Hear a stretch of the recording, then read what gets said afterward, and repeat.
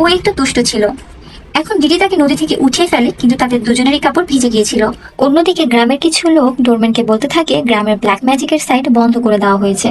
তখনই হঠাৎ করে ডোরম্যানের মাথায় প্রচন্ড ব্যথা শুরু হয়ে যায়, আর সে তার ঘরের ভিতর চলে যায়। আর এখানে আমরা এটা বুঝতে পারি ডোরম্যানের মাথা ব্যথা সেই খুলিটি ডাকার কারণেই হতো। আর এখন সেই খুলিটি অর্থাৎ অ্যালবার্ট ডোরম্যানের ওপর রাগ হয়ে গিয়েছিল। আর এইবার ডোরম্যান সেই খুলিটির কাছে ক্ষমা চাওয়ার সময় তাকে দাদা বলে সম্বোধন করছিল, যেটা খুবই অদ্ভুত ছিল। যাই হোক, অন্যদিকে সোলে তার ওস্তাদ ইয়াসকে এটা বলছিল ব্ল্যাক ম্যাজিকের সাইট বন্ধ করার পরও কিছু লোক সেখানে এখনো প্রসাদ চড়াতে চায়।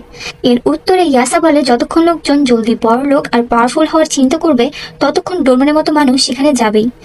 যার পরে ভিজে যাওয়া ডিডি আর রেনি সেখানে চলে আসে, যার মানে রেনি আর কেউ না, সোলেরই মেয়ে।